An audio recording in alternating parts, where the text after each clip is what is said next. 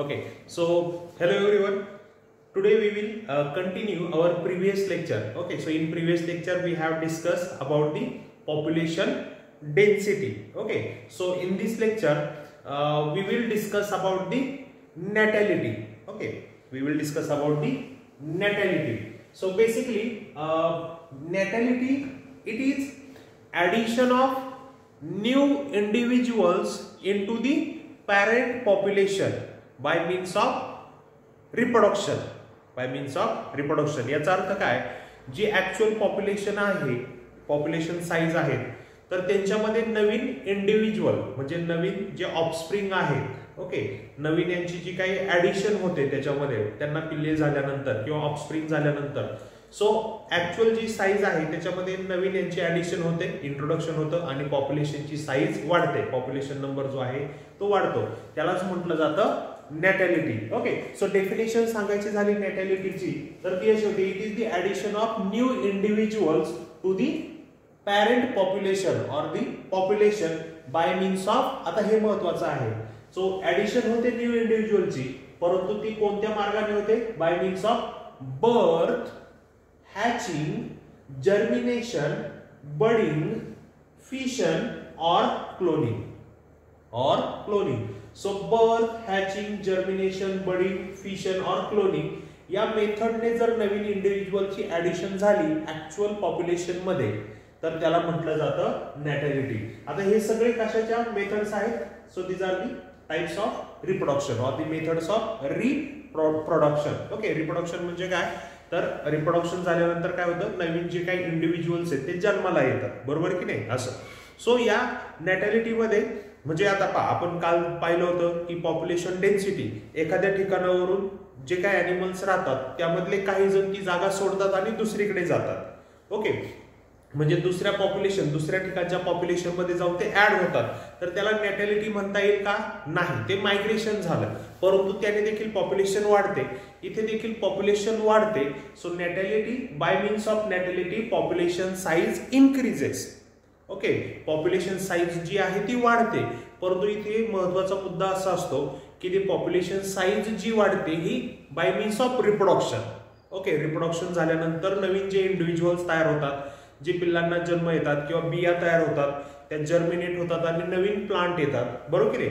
So रिप्रोडक्शनचे म्हणजे जसं आपण इथे बघितलं बडिंग, बरोबर की नाही, किंवा क्लोनिंग किंवा फिशन, तर हे कशा असतात, असेक्सुअल मेथड ऑफ रिप्रोडक्शन. आणि सेक्शुअल मेथड ऑफ रिप्रोडक्शन मध्ये काय असतं, गॅमेट्स तयार होतात, मग ते गॅमेटचं फ्युजन होतं, मेल गॅमेट फिमेल गॅमेटचं फ्युजन होतं, झायगोट तयार होतो, त्यानंतर फर्दर क्लिवेज, ब्लास्टुलेशन, गॅस्ट्रुलेशन, ऑर्गेनोजेनेसिस आणि एम्ब्रियो जो आहे तो तयार होतो, बरोबर की नाही. मग इनसाइड दी बॉडी असेल किंवा outside the body into the egg shell, बरोबर की नाही, अंड्यामध्ये असेल किंवा बॉडीमध्ये असेल, वूम मध्ये, तर त्या मेथडने, सेक्शुअल रिप्रोडक्शनने किंवा असेक्शुअल रिप्रोडक्शनने जे नवीन इंडिव्हिज्युअलचा बर्थ दिली जाते त्याला म्हटलं जातं, ओके, त्याला इथे म्हटलं जातं नॅटॅलिटी. ओके, सो नॅटॅलिटीने पॉप्युलेशन साईज ही वाढते. सो इथे नॅटॅलिटीने काय होतं, पॉप्युलेशन साईज वाढते, परंतु कोणत्या मेथडने, by means of reproduction. So इथे डेफिनेशन मध्ये जे दिलेलं आहे, it is the addition of new individual to the population by birth, hatching, germination, budding, fission, binary fission वगैरे तुम्ही पाहिलं असेल, अमिबा मध्ये होतं, पॅरामिशियम मध्ये होतं, और क्लोनिंग. ओके, सो या सगळ्या मेथड कशाच्या आहेत, रिप्रोडक्शनच्या. ओके, सो नॅटॅलिटीने पॉप्युलेशन साईज जी आहे ती इन्क्रीज होते, ती वाढते असं. Okay, but this natality it is sensitive to the environmental conditions और climatic condition.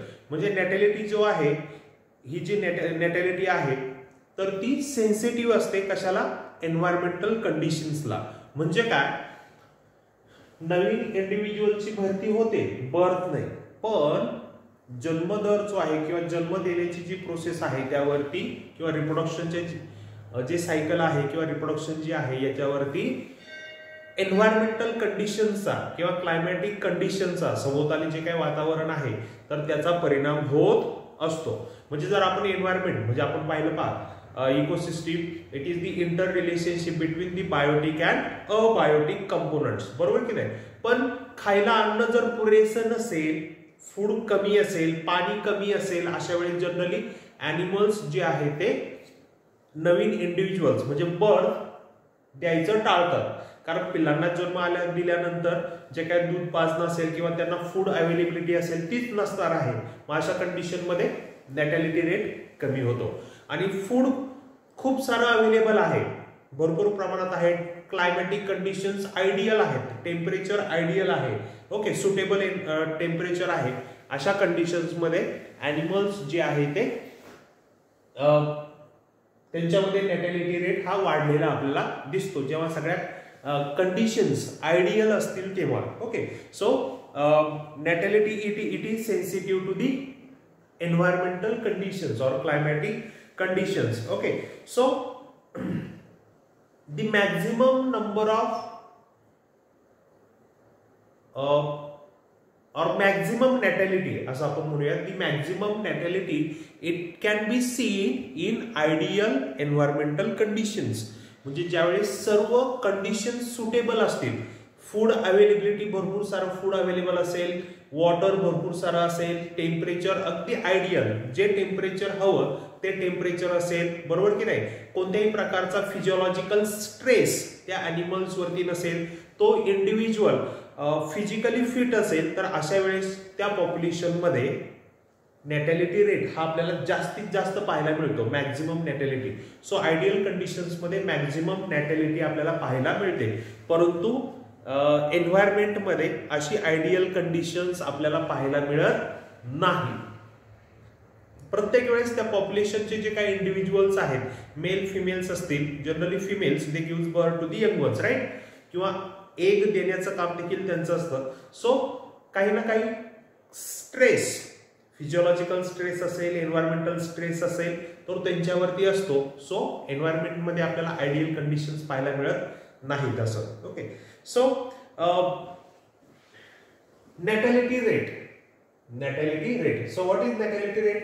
It is the number of new individuals added to the population. A number of new individuals added to the population by birth. Okay, ते महत्त्वाचं आहे. By birth per female per unit area.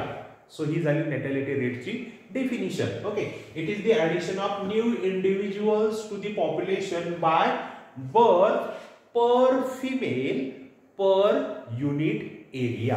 Okay, so generally natality rate हा females वरती depend असतो, कारण फिकंडिटी जी आहे तर ती फिमेल्स वरती डिपेंड असते. फिकंडिटी म्हणजे काय? अ नंबर ऑफ एग्स किंवा आपण त्याला म्हणतो ओवा. Okay, number of eggs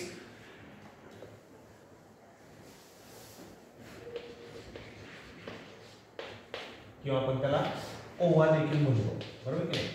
so egg जी आहे तो ओव्हरीमध्ये किंवा ओवा जो आहे ओव्हरीमध्ये तयार होतो, आणि ओव्हरीज जे आहेत त्या फिमेल रिप्रोडक्टिव्ह सिस्टीमच्या पार्ट्स असतात, बरोबर की नाही. सो फिमेल जेव्हा मॅच्युअर होतात, कोणत्याही ॲनिमल्समध्ये फिमेल जेव्हा मॅच्युअर होतात, ओव्हरीमध्ये एग मॅच्युरेशनची प्रोसेस चालू होते. सो त्या ओव्हरीमध्ये किती एग प्रोड्यूस होतात at a time, at a that particular reproductive cycle, त्या रिप्रोडक्शन सायकलच्या दरम्यान किती एग तयार होतात हे त्या फिमेल त्या ओव्हरीवरती किंवा त्या फिमेलवरती डिपेंड असतं. So fecundity rate it is different for different species, it varies between the species. Fecundity rate हा सगळ्या ॲनिमलच्या स्पेसीजमध्ये सारखाच नसतो. म्हणजे जर आपण बघितलं, वाघ बघितलं, ह्युमन किंवा मंकीज किंवा डॉग्स, कॅट्स, एलिफंट, बरोबर की नाही, ह्या सगळ्या ॲनिमल्समध्ये त्या ओव्हरीमध्ये ऍट अ टाइम एका रिप्रोडक्टिव्ह सायकलमध्ये किती एग मॅच्युअर होतात हा नंबर बदलत असतो, बरोबर की नाही. म्हणजे जसं आपण बघितलं की डॉग्समध्ये किंवा कॅट्समध्ये ते एका वेळेस 5-6 पिल्लांना जन्म देतात. ह्युमन्समध्ये जर पाहिलं तर normally at a time 1 baby, बरोबर की नाही. काही सर्कमस्टान्सेस असे होतात की मग ट्विन्स होणं किंवा तिळं होणं हे प्रकार होतात, पण नॉर्मली एकाच बेबीला जन्म दिला जातो. सेम एलिफंटमध्ये जर तुम्ही पाहिलं तर त्यांना देखील एका वेळेस एकाच पिल्लाला ते जन्म देतात, बरोबर की नाही असं. सो एक एग जे आहे ते मॅच्युअर होतं त्या रिप्रोडक्टिव्ह सायकलमध्ये, फर्टिलाइज होतं आणि तोच एम्ब्रिओ ग्रो होतो. पण अदर ॲनिमल्समध्ये, बर्ड्समध्ये जर पाहिलं तर त्या घरट्यामध्ये 2 किंवा 4 अंडी आपल्याला पाहायला मिळतात, बरोबर असं. सो फिकंडिटी रेट म्हणजे काय, a number of eggs produced in mature female. Okay, mature female मध्ये किती एग मॅच्युअर होतात त्या रिप्रोडक्टिव्ह सायकल मध्ये, त्याला म्हटलं जातं फिकंडिटी असं. Okay, so it is the definition of natality rate, a number of new individuals added to the population by birth per female per unit area. Okay, so there are different types of natality. आता हे मी वाईट करतो.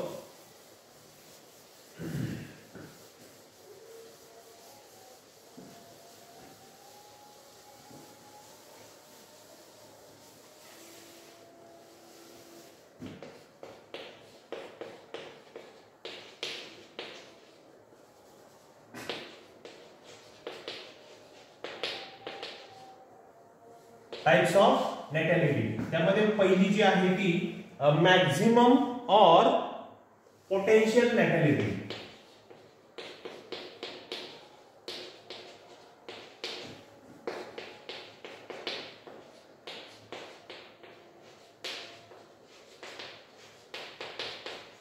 Maximum और potential नॅटॅलिटी. आणि second जी आहे ती realise और actual. Okay,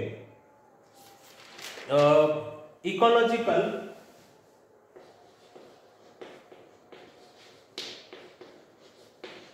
or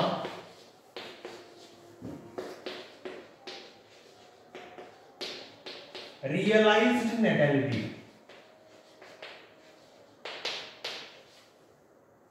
So these are the two types of natality. Okay, so natality म्हणजे काय आपण बघितलं, it is the addition of new individuals into the population by birth, by reproduction. Okay, मग sexual असू द्यात किंवा asexual reproduction असू द्यात, त्यांनी नवीन ऑफस्प्रिंगची जी ऍडिशन होते त्याला म्हटलं जातं नॅटॅलिटी. ओके, सो नॅटॅलिटी रेट म्हणजे काय, addition of new individuals into the population by birth per female per unit area. म्हणजे फिमेल जी आहे ती मॅच्युअर कन्सिडर केली जाते आणि तिचा फिकंडिटी रेट बघितला जातो असं. ओके, सो त्यावरून नॅटॅलिटीचे दोन प्रकार पडतात, टाइप्स ऑफ नॅटॅलिटी, मॅक्झिमम और potential नॅटॅलिटी and second is ecological or realized natality. So maximum or potential natality म्हणजे काय, तर ती जी फिमेल असेल मॅच्युअर फिमेल ती किती पिल्लांना जन्म देऊ शकते in ideal environmental condition. Okay, so it is the ability of female to give birth to the individuals into the population in ideal environmental conditions. म्हणजे आयडियल एन्व्हायरमेंटल कंडिशन मध्ये ती फिमेल किती जास्तीत जास्त पिलांना जन्म देऊ शकते तिच्या लाईफ टाइम मध्ये, त्याला म्हटलं जातं मॅक्झिमम और पोटेन्शियल नॅटॅलिटी. मॅक्झिमम और पोटेन्शियल नॅटॅलिटी म्हणजे इथे जर आपण एक्झाम्पल घेतलं ह्युमन फिमेलचं, एक्झाम्पल आपण घेऊया तिथे, एक्झाम्पल दोन्ही ठिकाणी आपण तेच घेऊया, human female, sorry human female. Okay, so when human female reaches to the maturity, आता मॅच्युरिटी जनरली बुक मध्ये दिले त्यानुसार 15 एज दिलेला आहे, 15 age. Okay, so when human female reaches to the maturity, it starts producing the matured egg or ova inside the ovary. Okay, so the human female can give birth to the baby after every 10 to 11 months. After every 10 to 11 months. म्हणजे human female जर mature झाली तर ती दर 10 ते 11 महिन्यानंतर पिलाला जन्म देऊ शकते. ओके, सो ती ॲबिलिटी ह्युमन फिमेल मध्ये असते. But so during the lifetime the human female can give birth to the around 38 babies.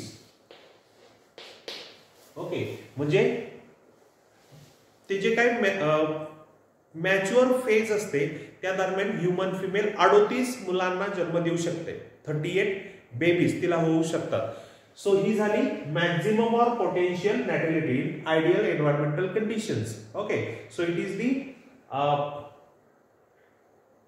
maximum number of birth that female can give during its lifetime. Okay, त्या lifetime मध्ये ती female किती पिलांना जन्म देऊ शकते ती असते maximum or potential नॅटॅलिटी in ideal environmental condition. पण मागाशी मी जसं सांगितलं निसर्गामध्ये आयडियल एन्व्हायरमेंटल कंडिशन्स नसतात. म्हणजे फूड, अन्न असेल, पाणी असेल, टेम्परेचर असेल, इतर एन्व्हायरमेंटल फॅक्टर्स असतील ते सगळे सुटेबल किंवा फेवरेबल असतील असं नसतं. बरोबर की नाही? म्हणून इन ऍक्च्युअली और in reality this number varies. त्याला म्हटलं जातं इकॉलॉजिकल और रिअलाइज्ड नॅटॅलिटी. ओके, ही झाली मॅक्झिमम. किती जास्तीत जास्त पिलांना जन्म देऊ शकते लाईफ टाइम मध्ये ती फिमेल, ती झाली मॅक्झिमम ऑर पोटेन्शियल. तेवढं पोटेन्शियल असतं, तेवढं पोटेन्शियल, तेवढी ॲबिलिटी आहे, पण रियालिटीमध्ये तेवढ्या पिलांना, तेवढ्या मुलांना जन्म दिला जात नाही. वेगवेगळे फॅक्टर्स असू शकतात त्यासाठी. सो त्याला म्हटलं जातं ecological or realised natality. So in reality how many babies are produced by the female gives the ecological or realized natality.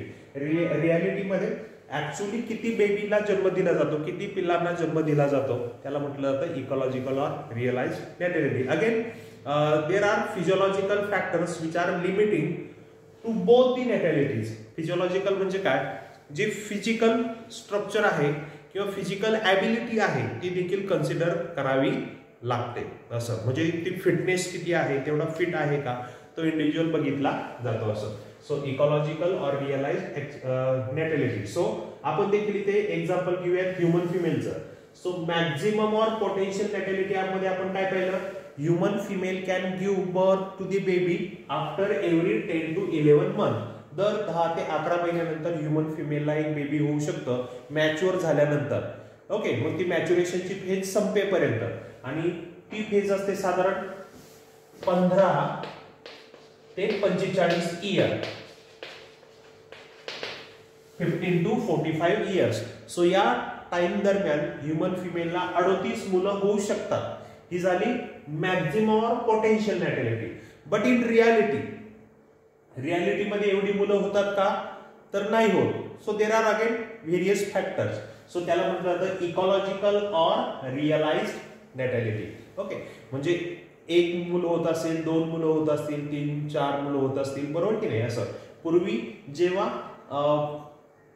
Family कंट्रोलच्या methods नव्हत्या त्यावेळेस जास्त मुलं व्हायची, 10, 11, 12 देखील मुलं व्हायची.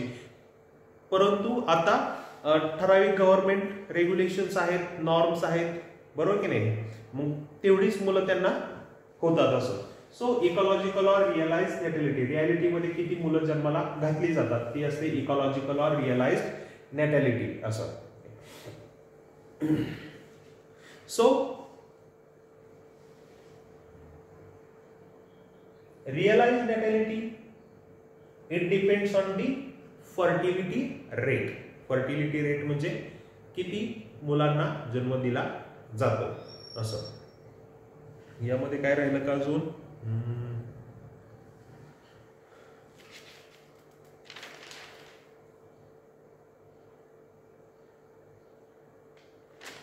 Okay, so नॅटॅलिटी rate can be express. हे लक्षात आलं? Types of नॅटॅलिटी, maximum or potential नॅटॅलिटी. It is the maximum ability of the female to give birth to the babies in ideal environmental condition.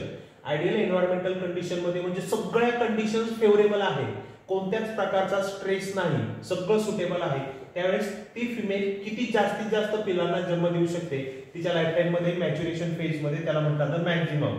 आणि ecological or realised नॅटॅलिटी in reality actually किती मुलांना किंवा किती पिलांना ती female जन्माला घालते किंवा जन्म देते ती असते इकॉलॉजिकल ऑर रिअलाइज्ड नॅटॅलिटी असं. मग यामध्ये आपण एक्झाम्पल घेतलं होतं human फिमेलचं.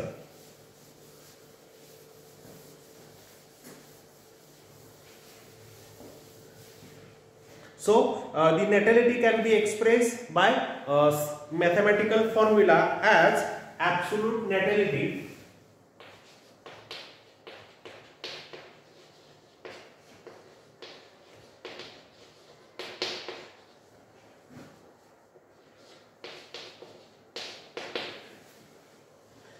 delta nn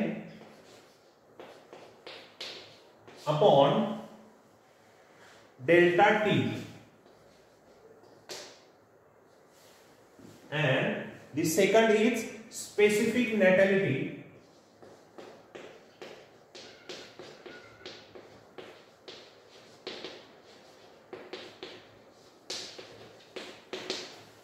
so it can be expressed as delta nn upon n delta t, n delta t. So in these two equations, n delta t, so delta means तुम्ही chemistry मध्ये वगैरे बघितलं असेल पहा, enthalpy, entropy, त्यांना हा delta किंवा mathematical equations मध्ये डेल्टा हा वापरला जातो असा त्रिकोण. सो जी चेंजिंग एंटिटी असते, चेंजिंग एंटिटी म्हणजे जी व्हॅल्यू कॉन्स्टंट नसते, ती जी नेहमी बदलत असते, तिच्या समोर डेल्टा हे साइन वापरलं जातं, delta changing entity. So an initial population size, delta changing entity, t is time, and nn delta nn, it is the addition change in population size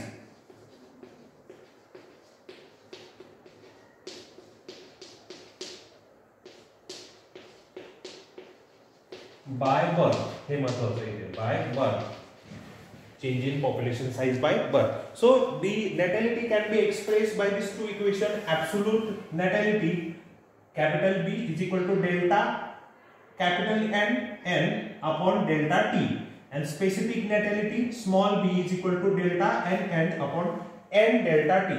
So n म्हणजे काय, इनिशियल पॉप्युलेशन साइज, सुरुवातीला population किती होती, बरोबर की नाही. So changing entity, मग time जसा बदलला म्हणजे 1 वर्षापूर्वी किती पॉप्युलेशन होती, मग 1 वर्षानंतर ते 1 वर्ष संपलं, पुढचे 12 महिन्यानंतर म्हणजे टाइम बदलला, मग पॉप्युलेशन साइज देखील बदललेली असणार आहे असं. Okay, so delta changing entity, T represent the time, and delta nn it represents the change in population size by birth. Okay, so these are the two equations by which we can express the natality rate, or we can calculate the change in population size. So why natality is important? Significance of studying natality. natality अभ्यास केल्याचा फायदा काय असतो किंवा त्याचा significance काय, त्याचा उपयोग काय. सो natality अभ्यास केल्याचा फायदा असा होतो, गव्हर्नमेंट कॅन अप्लाय सर्टन, गव्हर्नमेंटला हा डेटा भेटल्यानंतर गव्हर्नमेंटला ज्या पॉलिसी असतात त्या अप्लाय करायला सोपं होतं. ओके, म्हणजे ठराविक हेल्थ रिलेटेड पॉलिसीज असतील किंवा काही आपण काय म्हणूया बरं, इन्शुरन्स रिलेटेड पॉलिसीज असतील किंवा काही सुख सुविधा द्यायच्या असतील, बरोबर की नाही. म्हणजे त्या टाउनमध्ये किंवा त्या शहरामध्ये, त्या गावामध्ये कशाची गरज आहे, कारण पॉप्युलेशन वाढतीये तर किती रेटने वाढतीये, बरोबर की नाही. हे सगळं त्यांच्याकडे डेटा आपल्या ग्रामपंचायतकडे, तलाठी ऑफिसकडे किंवा कलेक्टर ऑफिसकडे तो जात असतो, बरोबर. त्यानुसार सुख सुविधा ज्या आहेत, मग हेल्थ सेंटरची गरज किती आहे किंवा सरकारी डॉक्टरांची गरज किती आहे, हे सगळं ठरवण्यासाठी ह्या डेटाची आवश्यकता असते. किंवा गव्हर्नमेंटकडून लसीकरण मोहीम घ्यायची असेल, लसीकरण, तर त्यासाठी देखील हा डेटा जो आहे त्याची मदत होत असते. ओके, सो ह्या लेक्चरसाठी एवढंच. पुढच्या लेक्चरमध्ये नॅटॅलिटीचा पुढचा जो भाग आहे, नॅटॅलिटी नंतरचा जो भाग आहे तो आपण कंटिन्यू करूयात असं. Okay, thank you.